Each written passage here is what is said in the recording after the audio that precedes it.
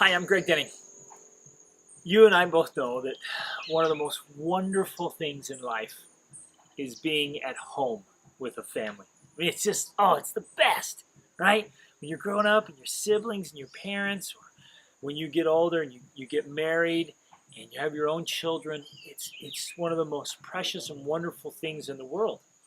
And sometimes, you and I both know that sometimes it's very frustrating, right, to live with other people. So I wanted to talk about today how to create a culture of peace and love in your home.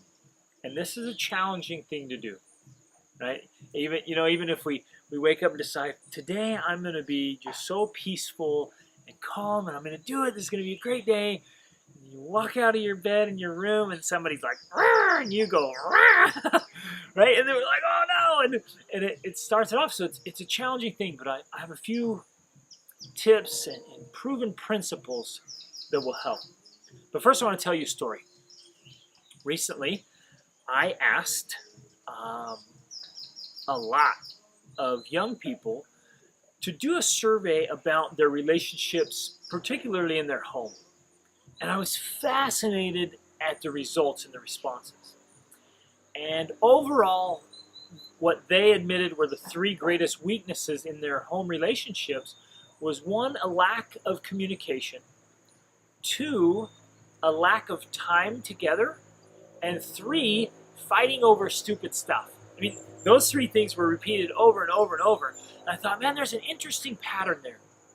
And so my suggestions are move from being merely transactional to transformational. Let's have our conversations, our dialogues, our interaction be deep and meaningful. Move it from, hey, pass the salt, to how was your day today? Or what are you feeling excited about? What do you really work on and how can I help you? Right? Move to a deeper level. Two, spend more time together. We're so busy, running here, running there. And with all these wonderful new technologies, it's allowed us to connect with people who are far away, but unfortunately, it's disconnected us from people who are right nearby. Even to the point of, I've often seen, I'm sure you've seen this too, people in the same car, the same room, texting or on screens, whatever, just totally disconnected and not with each other. So I challenge you to set aside your screen. If you want to create a culture of peace and bonding in your home, set aside the screens and really connect. Spend time, quality time with each other. Not just in the same room. It doesn't count. Just being there, but not being really present. Okay, that doesn't count. You've got to be deeply present and engaged and connected. So get present, get engaged, really spend more quality time. And if you have to cut out some of your stuff out of your busy schedule, do it. These relationships matter so much. Third, I like to say that small people are bothered by small things.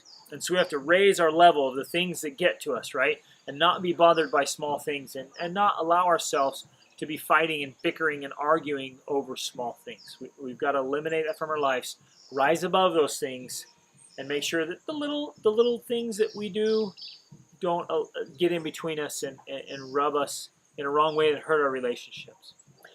Another principle that's so important is to prepare and prevent instead of repair and repent, right? To constantly be working on making things go right instead of constantly working on correcting things that are going wrong.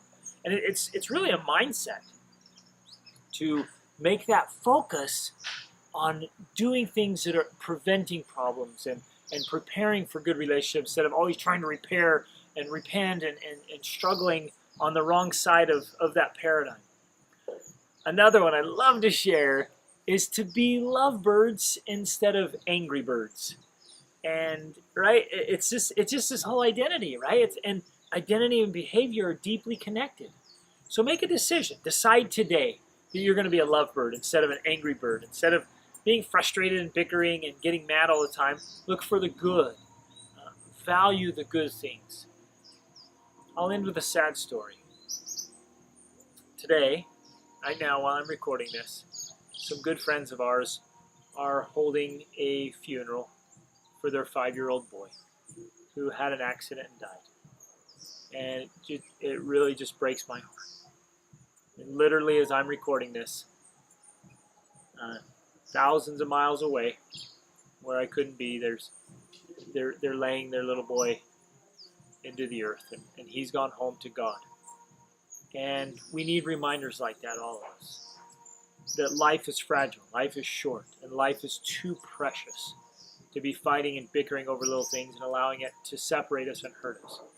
So today, make a resolution, make a decision, change your mindset, your identity. Become the person that creates and fosters a culture of peace and love in your home. Reach upward.